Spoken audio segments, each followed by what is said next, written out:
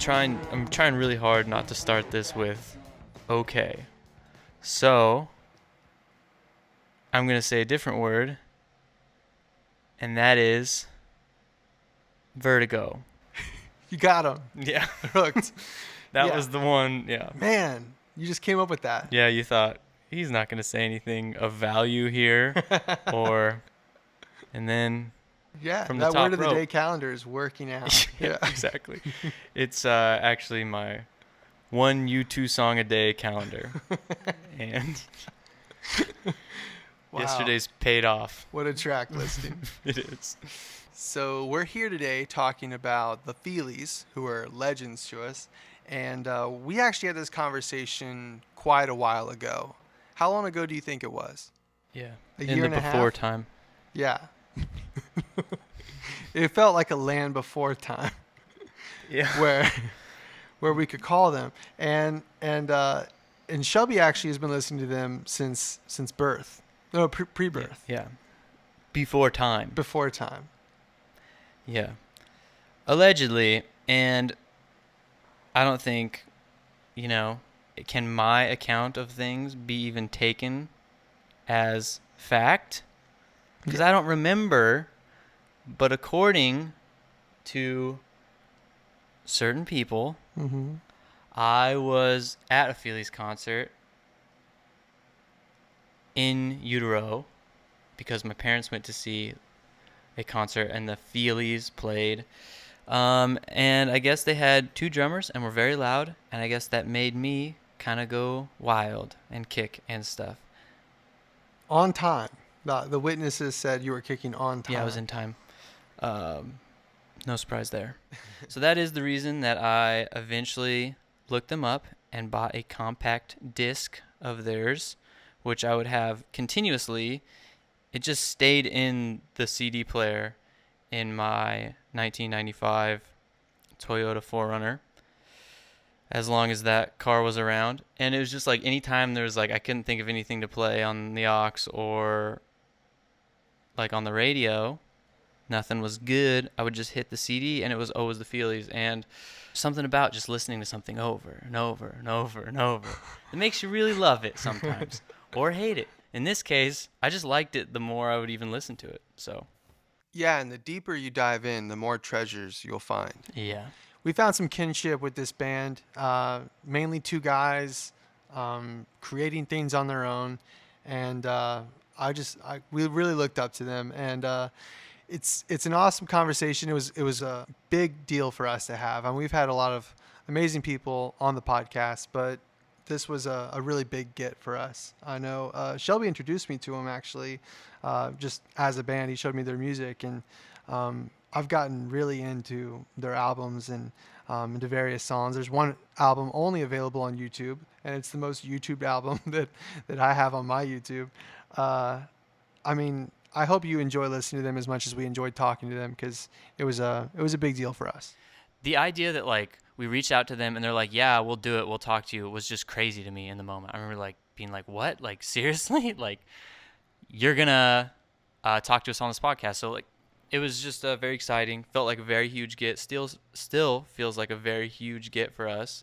I'm sure by now they've probably forgot they even did this, but we're still stoked to have it in the can, about to be released to the wild. Right about now.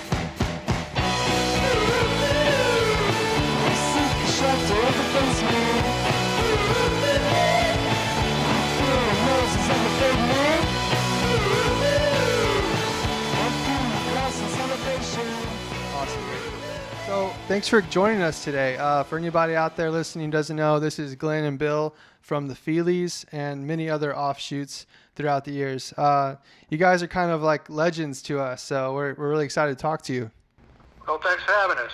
Yeah, man, this is awesome. I kind of wanted to start this out with like a little bit of a story. When I was a kid growing up, I started getting really interested in music, and it was interesting to me because nobody in my family prior to then played any instruments really. And I remember asking my mom, I wonder what the deal is, like why do I want to do this? And it was funny because her answer was always the same, and it was that apparently she went to a Lou Reed concert when I was in utero, and you guys opened, and she recalls it as being very loud and a lot of percussion, and that's what she credits with me playing the drums. So I guess I just want to say thank you. I thought you were going to say that when she got home, her water broke and she gave birth promptly thereafter.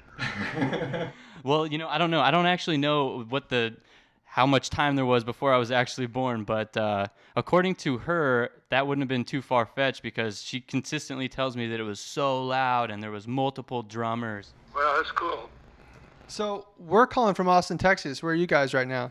I'm in North Haledon, New Jersey, northern New Jersey. And I'm in Central Florida. Yeah, I was just in Florida. There's a lot of craziness going on there right now. Yeah. I think everyone's trying to just manage their anxiety levels right now. We have and the storm's coming, right? Yeah, we have a hurricane coming, no less. Oh, perfect. Just pile it on. Yeah, exactly. So Haledon, speaking of that, that's where you guys both grew up. Is that correct?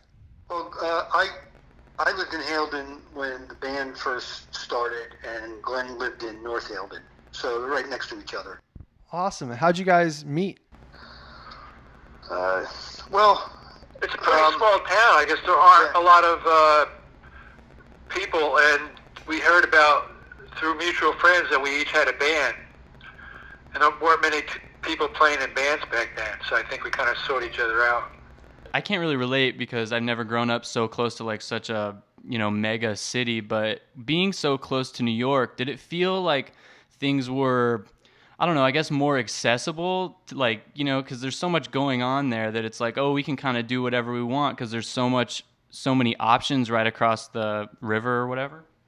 Yeah, I think there were. I mean, there were a number of. New York was probably about 30 minutes from where we lived, so there were a lot of things going on.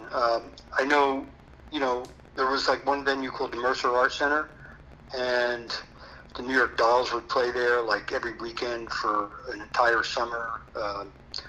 There were, the more well-known clubs like CBGB's and Max's Kansas City, Lower Manhattan, Ocean Club, and Night Club, things like that. So yeah, a lot of music was pretty accessible, and it was easy for us to start out. It was a short drive. How did you guys start practicing, and what was it like? What was your headspace like when you guys first started? Were you really gung-ho about did you have big aspirations, I guess I'm asking, or did you was it just everyone was bored? Well, so the band we were in prior to the Feelies, we actually were doing original music, and we played in New York.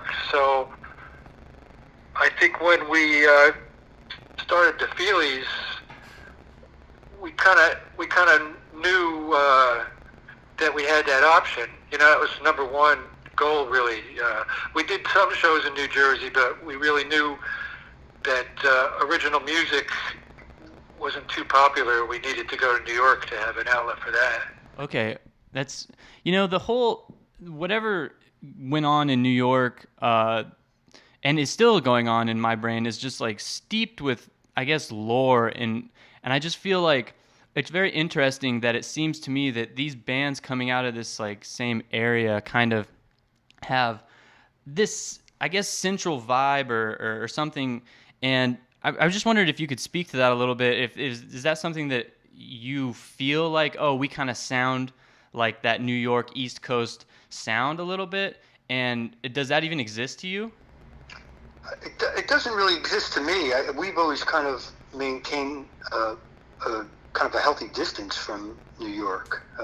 Like Glenn said, we needed to go over there as an outlet for original music, but we really preferred to stay where we were and not fall under that influence that was going on. And when we first started playing in New York, punk music was becoming really popular, and it wasn't, it was a sound that we weren't very interested in. We kind of heard it before with bands like the Stooges and the MC5, so we thought it had been done already. So it was kind of a reaction to that, but no, I don't think so. I don't know how Glenn feels about it, but for me, I mean, we've always preferred keeping that healthy distance. Yeah, well, I think a lot of bands were influenced by the Velvet Underground, and they had supposedly a New York sound, so maybe that's what people refer to, the harder edge. But, you know, like Bill's mentioned with the Detroit bands, they had a harder edge. So, you know, I don't think it's anything particular to that one location. When we toured around in the 80s, we would frequently meet up with other bands on the road and feel like we kind of shared a common sound with them as well. So, you know, places like Athens, Georgia, Minneapolis. I don't know if, you know, there's one, maybe Seattle's the only one I could think of that had a particular, you know, identifiable sound where a lot of bands kind of sound the same. I think, in fact, it's more, especially in New York, it's you had to have something unique to stand out. Right. Yeah, and I would in no way want to like, I guess paint you into a corner and say that it's only that type of influence that I'm hearing. It's interesting because I listen to you guys and I don't know if you guys were listening to any krautrock or anything like that, but it kind of has the same effect on me, maybe like I guess just in the rhythms of my I don't know, brain or something, that it kind of like puts you into this place of like, oh, okay, like I was on this rhythm and then now I'm up here vibing in this whole different like rhythmic space. What kind of influence was there? Were you guys listening to anything like that, krautrock or anything, or what were you listening to like kind of? Probably, again, just speaking for myself, probably just like Kraftwerk mainly. But I think there's a lot of similarities where I've always been interested in like repetition, where music almost becomes like trance-like. Yes. If you're doing it right, it works really, really well. But probably just, a band like Kraftwerk, so they get into these repetitious patterns and go from there. It's also the minimalism of it. Like we wouldn't want to put in a lot of like cymbal crashes and drum fills. It's more straight ahead, kind of a backbeat. Yeah, which was similar to really a lot of what the Velvet Underground were doing with guitars instead of keyboards and synthesizers. Right. And like listening to your guys' music like throughout your, many records, it's cool cuz you have it's almost like if I listened to your records without having ever heard them, I would be like, I don't know what I would say is your, oh, this is what makes the Feelies sound like the Feelies. But there's definitely something going on there where it's like, the guitar work seems actually very percussive, and then there's almost these like frenetic kind of percussive elements. Did that stuff just come naturally, or was there something that you were trying to do with that? Well, I think when Glenn was talking about just a short time ago with cymbals, like not using a lot of cymbals.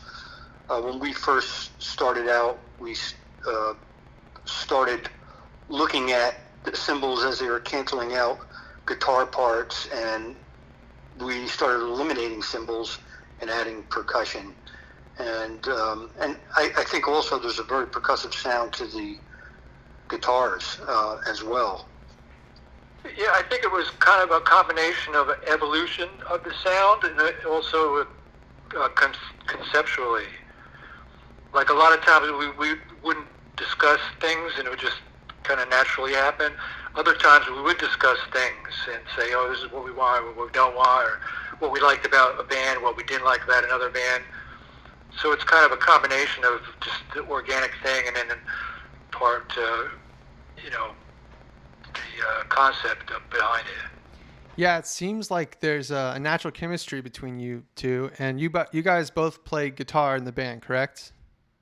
Yeah. Right. Right. And so did you guys, I know you met at an early age and you were already playing in bands, but did your styles just kind of have a natural chemistry, or did you kind of learn to play together and like progress together? Because like Shelby was saying, it's part of what makes the Feelies, and whatever sort of iteration of a creative music project that you guys are in, you can hear it. You know, it's like you said, it's a percussive guitar. It's like a jangly, very strummy kind of sound. And I was wondering, did you guys naturally have that when you first started playing together? Well, yeah, we were influenced by the same guitar players, really. I mean, when we actually first started playing together, Bill was playing bass. Um, so we had some groundwork there, and I played bass before Bill and I played together. Okay. So I think, there's a certain simple rhythmic thing I think that we both had because we started as bass players. And also, a lot of the bands that we liked had two guitar players that worked really well together, like the MC5 and Velvet Underground. Right. That makes a lot of sense because, like, I know Shelby, my guy here, or like even like Dave Grohl, like a drummer that starts playing guitar, they see it more as a rhythmic instrument. And Shelby has taught me a lot about just simplifying it and playing it with a specific rhythm, and it goes with the rest of the song, like just to make the song more powerful and cohesive. And I feel like that's, you know, a lot of what we hear when we're listening to the Feelies. Like everyone is working together to create that trance-like sound, or to keep. Well, yeah, they call it the groove, and that's something we Right. talk about quite a bit. You know, when things aren't working, it's because the groove's not there. Once Yeah, and I we think figure out what it is that'll add to get us to that point, that's what we do. Yeah, and I think even with both of us being guitar players, we both have a really good sense of rhythm, which may sound like kind of an overstatement, but it's, you know, we end up playing a lot of the percussion on our recordings as well. So, you know, we do have a really good sense of rhythm. So that, I think that kind of comes through, and it works with the other instruments as well.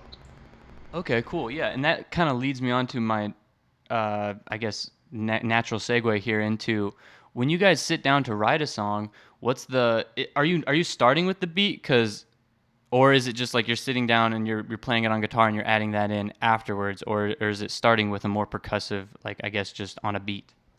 There's really no set way that we approach it, but rhythm would definitely be high on the list of priorities, I guess. It kind of dictates the rest of the song.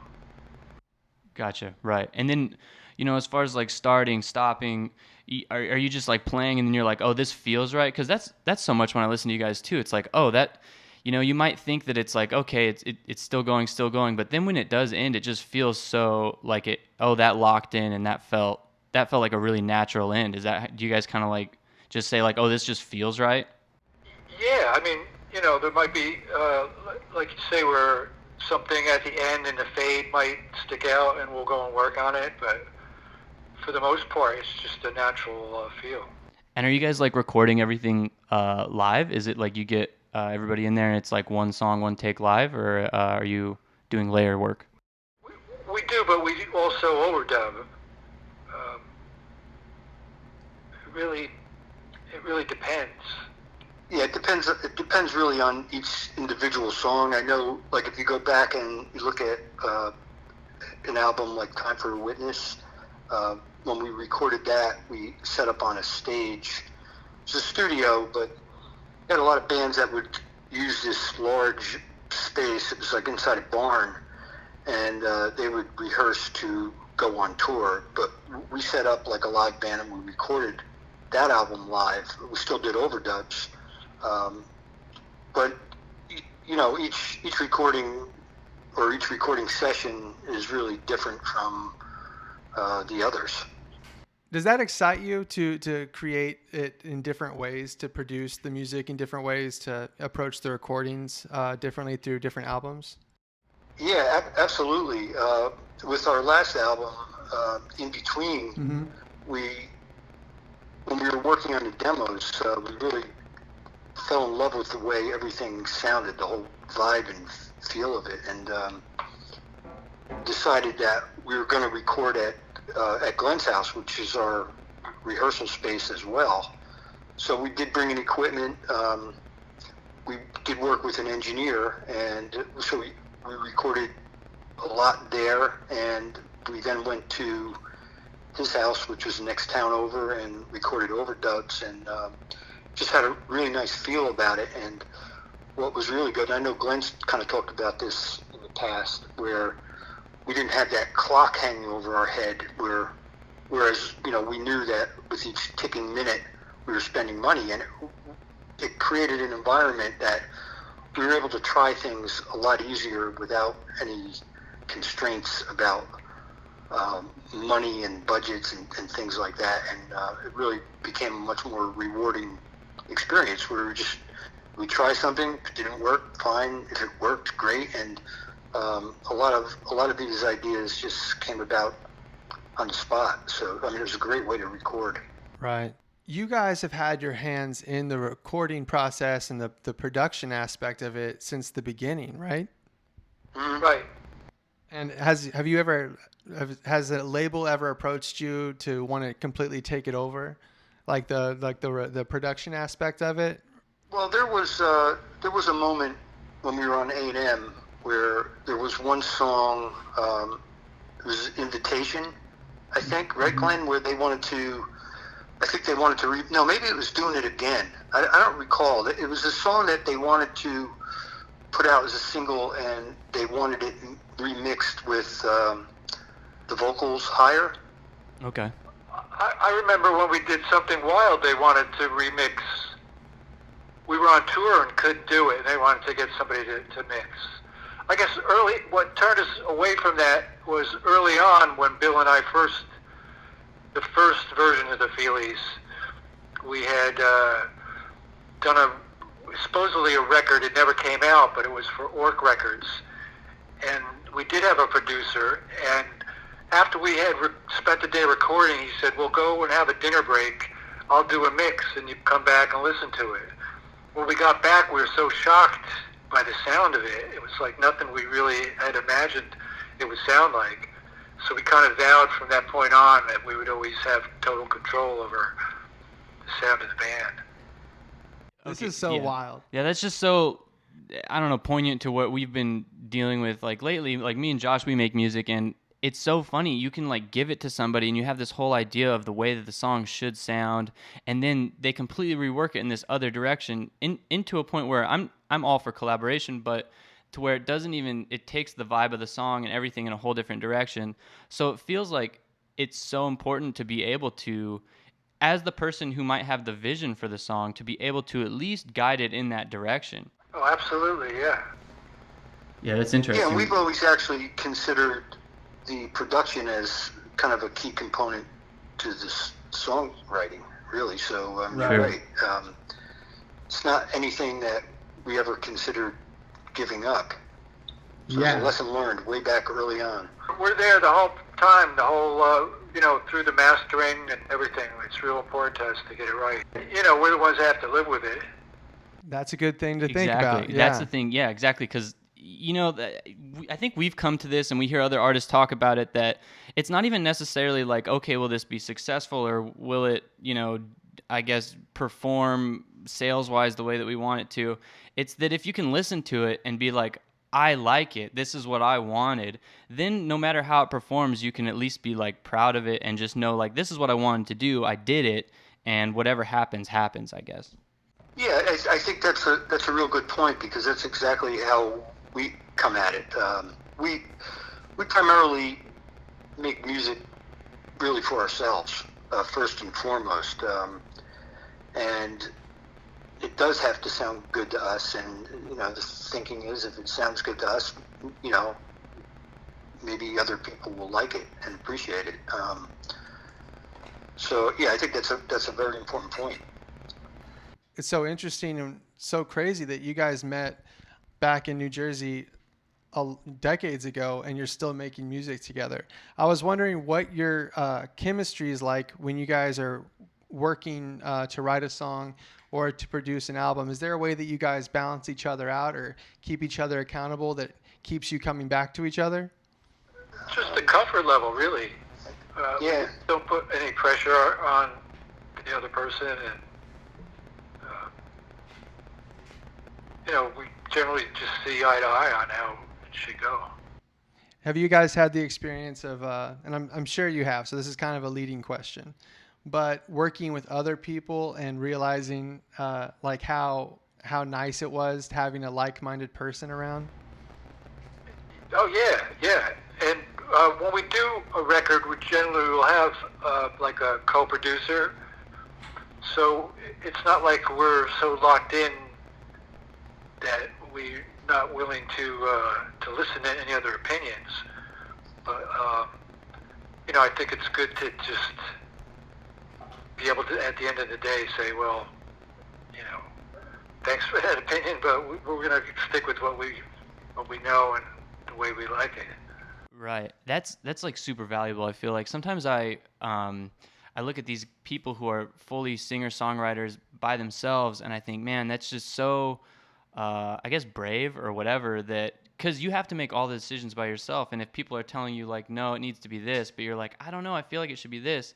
Having like what you guys together, like having somebody who's in your corner who's like, no, we are right.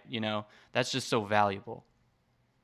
Well, yeah, you're right. I mean, I know, like, kind of conversely, if you have someone that may be more technically inclined, like the engineer, and I think a lot of times that's probably the most important piece, is to have that engineer that you can communicate with. There were times during the recording of In Between, or when we started doing overdubs, can we do this? Is this possible? And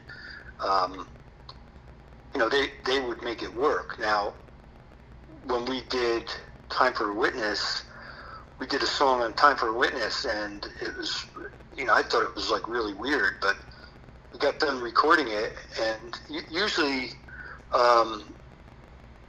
we don't do a lot of talking.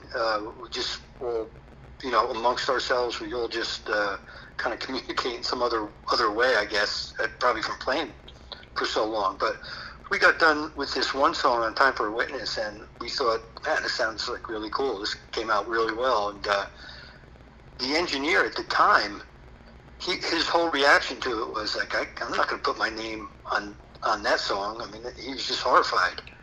And, we kind of had to move on from him. But I think it's important to have someone that you can work with that's more technologically inclined. Yeah.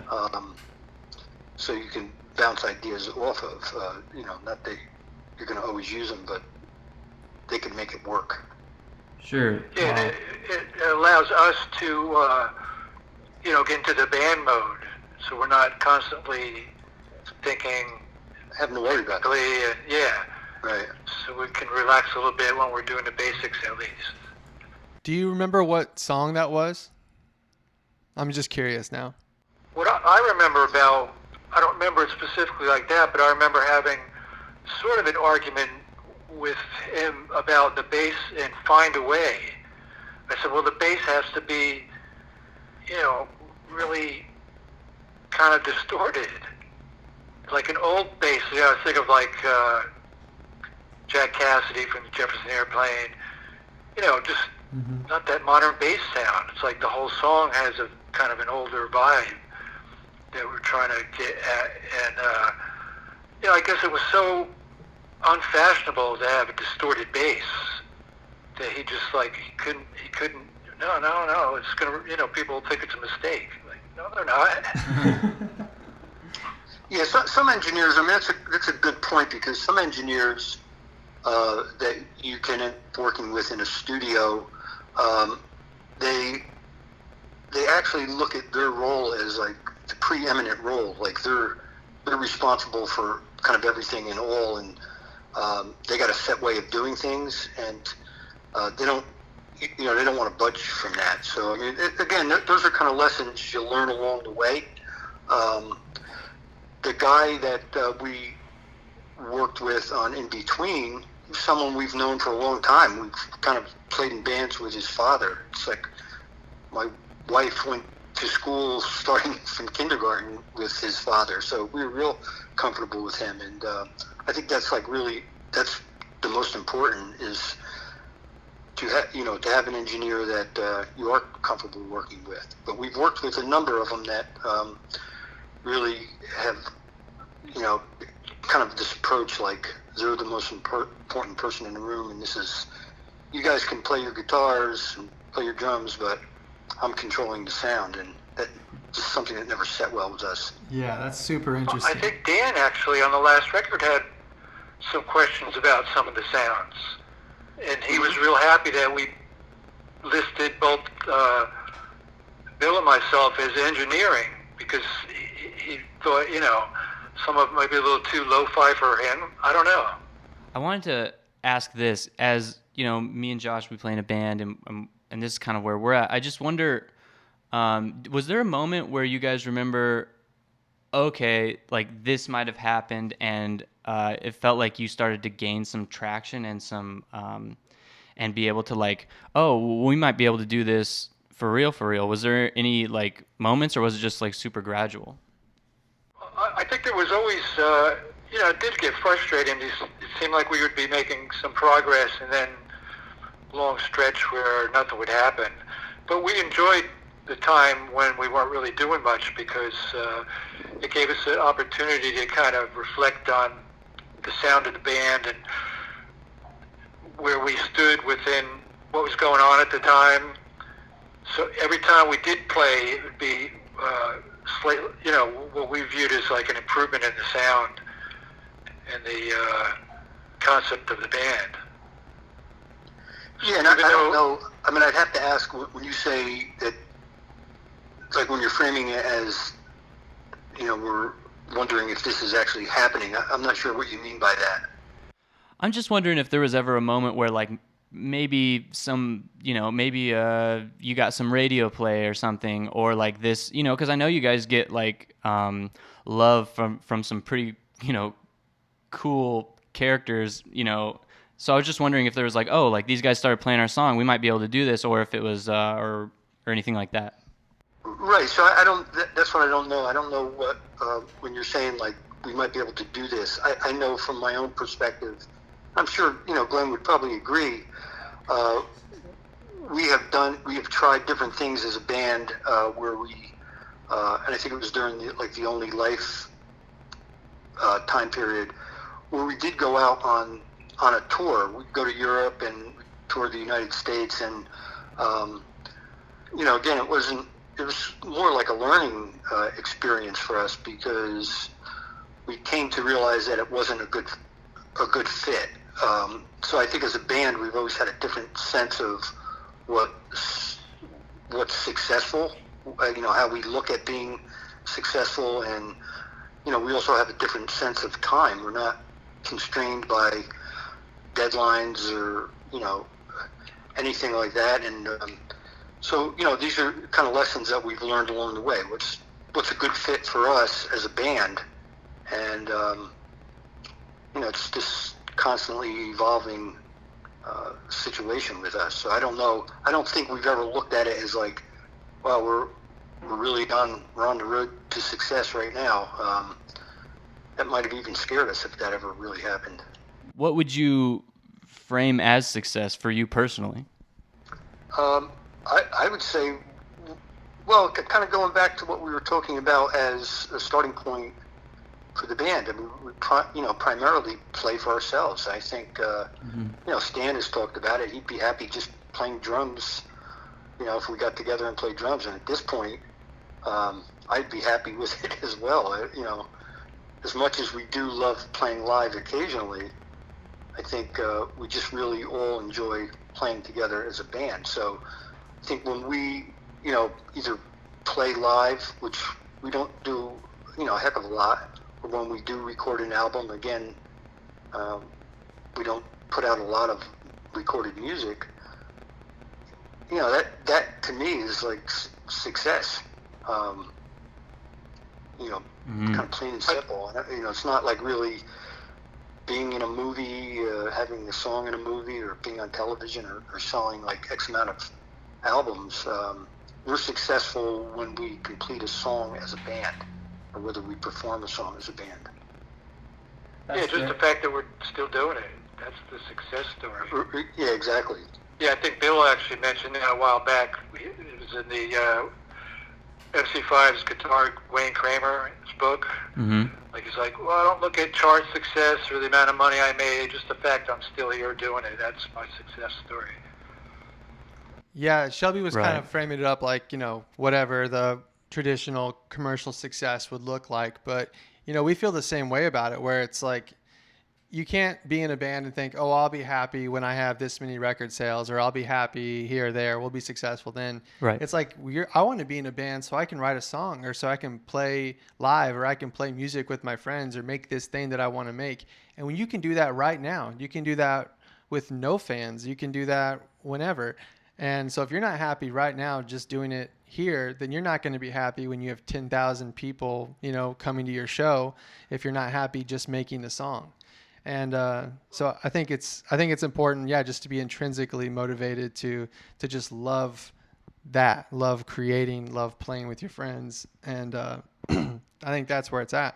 Yeah, well, it certainly has destroyed a lot of bands, a lot of good bands. Yeah, Sure. Yeah. it's the distracting from what you appreciated about it in the first place.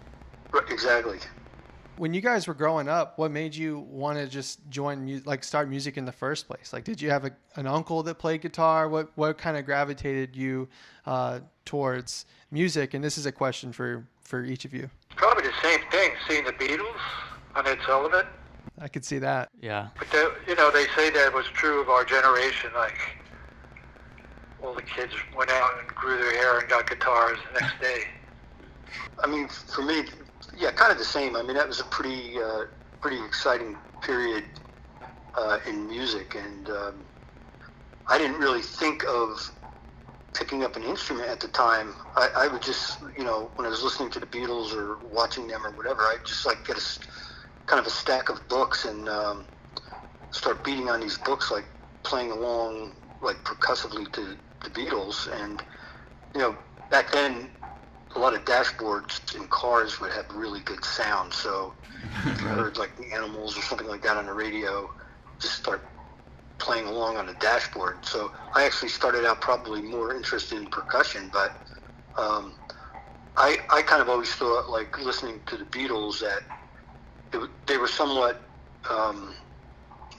as inspiring as they were also kind of otherworldly to me. Mm-hmm. And it really wasn't until some other bands and musicians came along that, I kind of looked at it as like, well, maybe that's something that I could do.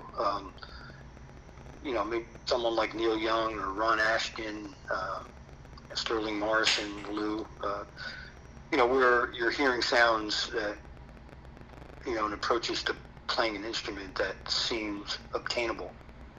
So now you guys are living farther apart. Are you still creating anything together, or are you sending music back and forth? Yeah, the last two records we made, Bill had been living in Florida that whole time. Okay, cool. So how do you guys approach that? Do you guys like get together to songwrite, or is it like, are you sending files back and forth? Or? We send CDs through the mail. Or when we do get together to rehearse, we'll exchange stuff. Oh, okay. That's awesome. So you guys are you each like recording? Do you have in-home where you guys are recording individually in your homes, or do you guys go out to studios still? Or I have where the Feelies rehearse, a basement studio. I know that this is like kind of backtracking a little bit, but I am curious a little bit about okay, so you guys were in a movie, Something Wild, and I'm just curious, how did that opportunity come about? Was it someone just like kind of like contacted you, was like, hey, we're making this movie, I like your band, you guys want to do it? And then also, like, what was the wake? Did you start were people like noticing you more after that or something? I'm just curious how that works, because it happened with like Jonathan Richman too. I got into his music, and then later I'm like, oh, that's the dude from There's Something About Mary. And I just wonder how that affects careers, I guess, or just like, I mean, was it fun? It seems like it'd be fun too. Well, with Something Wild, Jonathan Demme was the director, and he was a longtime fan of the band, and he always wanted to work together. And and that's really pretty much how it came about. He had this. He actually wanted to. Sorry, Bill, but he wanted to do a concert film eventually he did the Talking Heads, but he wanted to do that with us, like right after he had seen us play back in like 1980, I think. But, Yeah, I think he saw us at what, Whiskey a Go-Go in L.A.? Yeah. And then he kind of sent a letter. Back then, people, we had our address on our album, and I think he mailed a letter to us, and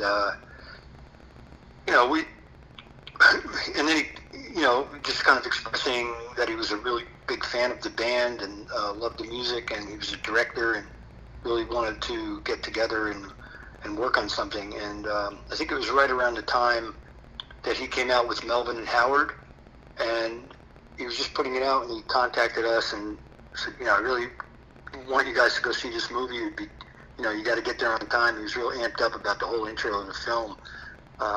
So we had a kind of a long-standing relationship with him. He directed our first video at Maxwell's in Hoboken.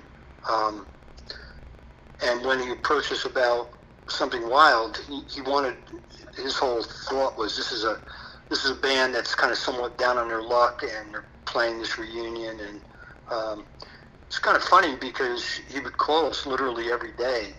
He was kind of a super high energy guy, and just throwing out all these ideas. He wanted us to do like a version of the Rocky theme, music from that time period.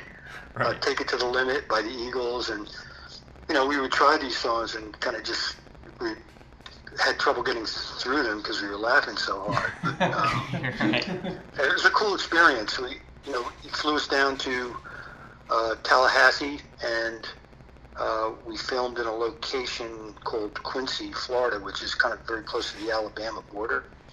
And we kind of drive back and forth to the set with Ray Liotta. I think that was Ray Liotta's first film. I think he did maybe some soap opera work or something like that. But that was his first film. And we go back and forth on this like 45-minute drive to the set, and do our parts. And it was just, I guess it took place over a span of like a week. But it was a cool experience, to be sure. Yeah, that sounds, I don't know, that just sounds fun. I feel like it'd be kind of cool to just be like, okay, we're playing music, doing what we love, and all of a sudden now we're just like doing this whole other cool thing that we don't really know anything about, but we're making a movie now? Like, Also very boring a lot of times, which Okay. if you're a musician, you got to accept that. A lot of, traveling, and there's a lot of boredom involved. But, yeah, it was definitely fun. It was kind of surreal. So, with just jumping back to where we were talking about now, your last two albums were made in this style where you guys were sending music back and forth. Do you feel like that has changed your approach to songwriting? Just in a little bit, in one way, because we're able to kind of work the songs along and then give them to the band in the old day, we would get together and kind of jam it out. Mm-hmm. Songs might go through different permutations. Now we tend to, kind of work them out more on our own. Yeah, beforehand, I think even, like a song like Time for a Witness, I think initially was probably about a 10-minute jam, and turned out now the final version is pretty short. Earlier, we were talking about how there's almost like a perceived like evolution from album to album, and you feel like as a musician or someone just composing a song that this is different or this is exciting to you in some way that you didn't try before. And I was just going to ask about your 2017 album. What was exciting about that album to you, where you thought, oh, this is something, kind of a spin that we haven't had before? I think we've always kind of reacted about what we've done like previously. When we did, and a good example of that is going from Crazy Rhythms to The Good Earth. It's, we never were compelled to, make the same album twice in a row. And I think we kind of, I'm hesitant to frame it this way, but kind of organically, without that much thought, just kind of come about it. It's like we don't we don't want to do the same thing again, and we react to it, and just kind of comes about very naturally. I know when we did Here Before, it was a studio, studio recording, and again, as Glenn has pointed out, it's like, the clock is on the wall, and I could think of a very particular instance in that album where we were trying to mix the song On and On, and in exchanging the demos, I really liked the demos.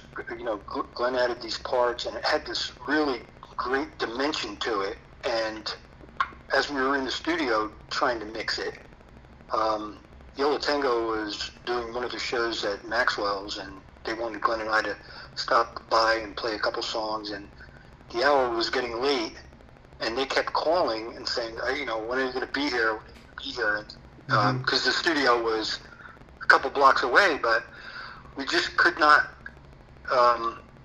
nail down the mixing of that particular song. And I don't think it ever came out as good as the demo that Glenn finalized. It just, it's one of those things that, when you're recording or mixing, if you have that clock over your head, it's quite a constraint. So I think, that experience, I think, for me anyway, was, when we did In Between, I think it was a reaction to something like that. I mean, it was definitely on my mind. Yeah, and are there any moves that you're making, maybe instrumentally or production-wise, that were new to you at this point? That you were like, let's try this out, and it worked really well, or made you excited about the album? Well, the electric version of In Between was a little bit different because we had the pulse thing going on, so we were kind of playing along with that. So you just kept like the metronome going, and then you would just make a groove on top? Oh, yeah, it was a total jam. We had never played the song together. Oh, okay. And we recorded it, so what you're hearing on the record is us trying it for the first time. We had done the acoustic version, but we purposely wanted to avoid playing the electric version because we wanted to, have that element of spontaneity and, just leave the door open for whatever happens kind of thing. Do you feel like there's a magic in the first couple takes? Definitely. Yeah. Yeah, I think with that song, I think we started it and stopped it maybe 3 or 4 times before we ran it through all the way. So, but yeah, and I think that was that was a single take. That's awesome. I mean, we've talked about this before about how it's like, yeah, you could play it 40 times and you might be technically nailing it a little bit more, but then you go back and you're listening, you're like, well, it's just not, it's some sort of intrinsic energy that like maybe I'm not able to like fully nail down what it is, but those first couple takes or when it's a little bit more spontaneous, there's just something in the feel of it. So that's like really cool. I didn't know that about that song. Yeah, Glenn had this, when we were recording that, it just made me think of it. Glenn had this idea of this like single note part, and it was like played on a wine glass that was in the key of the song by Stanley, like these 8th note parts. Mm-hmm. And it was pretty funny just sitting there watching him, because the song's like 9+ minutes long, and he's just playing these 8th notes with this little mallet hitting this wine glass like throughout the whole entire song. Right. Are you guys working on music right now via mail? I mean, I know we're in like a pandemic, but I mean, if you guys are just mailing CDs and things, like, are you still working on some creative project that, I don't want to put a deadline or a clock on the wall, but something that maybe we could look forward to in the next year or two? Well, we have new material. I myself, I've been finding it kind of hard, like, just a lot of distraction. Right. So things are moving slow, but they are moving, so that's good. First things first, let's just avoid the hurricane. Yeah. I feel like I'd be a little bit remiss, as you guys have had like such a cool in my eyes, just career as far as like, making great music and touring with a bunch of cool people. Is there any like memories that might stick out? Like as far as like, I mean, shit, you guys toured with Lou Reed. Like I just was wondering, like, you've been around a lot of mythological creatures, and I'm just curious if there's anything that sticks out from your journeys as a band that might be like an interesting, I don't want to say like story or anything, but like just an interesting moment in your bandness. Well, meeting someone that's inspired you was always great. Meeting Patti Smith was epic. Playing with Lou Reed on stage was awesome. Right. Working with Jonathan Demme was a highlight. Yeah, and I think even like maybe somewhat newer bands, like we did do a tour with REM. We worked with Peter on The Good Earth, and we'd go down to Athens and play, and a few guys in the band would join us on a couple songs, or playing shows with a band like Real Estate, which they're from our neck of the woods. We've done a number of shows with them, so did a couple songs with Martin at Maxwell. So kind of really, the things that Glenn mentioned as well, and some more current, recent things. Well, that's awesome, because it's one of the interesting things about this podcast to me, and I don't want to speak for Josh, but is that sometimes we're getting in rooms or on the phone with people. Like this to us is like, I mean, shit, we're talking to the guys from the Feelies, and like we create this like thing around you guys. It's just like, oh my gosh, these guys are legendary creatures to us. And then you talk to them, and it's just like, oh man, they're just like really cool, down to earth people. I mean, because that's the thing. Like I think about like Patti Smith or Lou Reed, and I'm just like, man, crazy. So I just wondered if like, did you guys have anything like that where you're like, oh, I'm talking to Patti Smith right now, and super normal, like, or do they live up to the hype? No, Yes. for me, I was like, speechless. I didn't know what to say. Sure. Right. Yeah. I met Little Richard too. That was pretty awesome. Oh shit, that's Wow. awesome. I feel awkward around everybody, but then to be around a celebrity, I'm like super awkward. Right. Yeah, definitely. There was that story, and I don't know, Glenn might remember this differently, but when our manager, Steve Fallon, he was the owner of Maxwell's, he had called and, kind of told me that Lou was going to call and wanted to have, talk about something, maybe the tour or something like that, and I forget what it was, but I was like literally kind of petrified. I mean, this was a guy I'd listened to in high school in my bedroom, and just was totally enamored. And I just told him, I said, I really can't talk to him. See if Glenn can do it. I don't know, Glenn. Maybe you remember this differently, but he came back and said, no, Glenn can't do it either. So it was a little weird. And then there was another time when Jonathan Richman called. Oh man. And I was convinced that someone was putting me on. He had that typical Jonathan Richman nasally, New England accent. And I was absolutely convinced that someone was playing a prank on me. And so I wasn't necessarily going along with it, but it was completely out of the blue. But he called because he wanted to know about this booking agent or touring group that we had worked with when we went to Europe. He wanted to know what our thoughts were about working with them. And finally,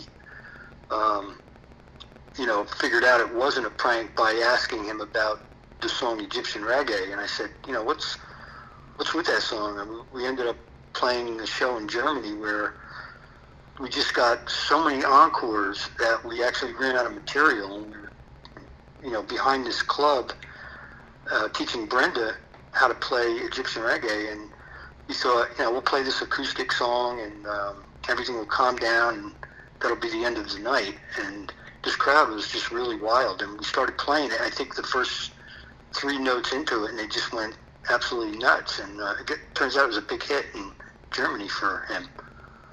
Oh man, That's an amazing story. that's so cool. And you know, I don't know, it seems like a perfect way to wrap up because those surreal moments, we're living one right now on this end of the phone. And thanks so much for doing it because you know, when Josh said that we're gonna be able to talk to the guys from the Feelies, I was like, what? Like seriously, you know?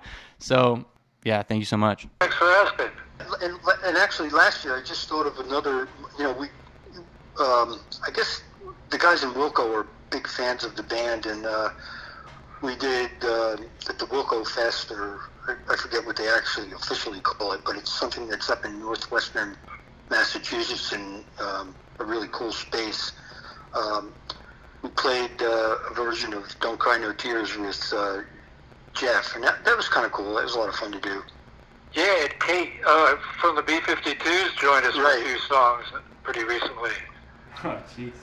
Wow. So, you know, We always wrap up the show with just a couple suggestions or recommendations from the artists about what people should listen to. So is there a song that you would recommend, maybe a song that inspired you or a song that you're currently listening to now? Yeah, are some artists that you're listening to?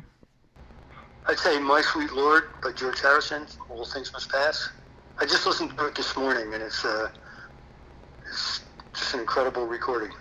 Okay. Beautiful. for that Yeah. Kraftwerk song, we one of the things we had talked about doing before this pandemic hit was like playing as the Willies again. Oh. And we used to do a Kraftwerk song, so we were kind of thinking about resurrecting that and doing a Willies show. But Oh, that'd be awesome. I think Bill had tickets to see them. Wasn't that recently? Yeah, I did. And They canceled. Yeah, it was canceled. I would love to see the Willies Resurrection Tour.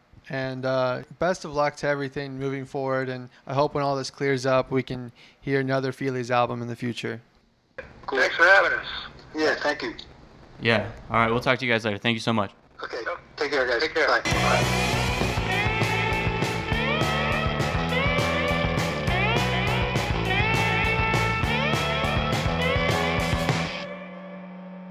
You kind of came over today in a little bit what I would consider full teacher wear. Okay. You know? Yeah. Just you got the khaki colored pants. I don't even know if those are technically khaki. I don't know what consists of khaki, but It's they real are khaki khaki. in color. It's real khaki. Yeah. It's authentic. I mean, where's it from though? Levi. I'm at the country, obviously. Is it Bolivian khaki? Because if it's not, then it's not real khaki. Okay. I'm tired of the imposter I khaki. thought I knew more about khaki for a second. I've been Yeah, corrected. exactly. I'm going to assert my khaki dominance now.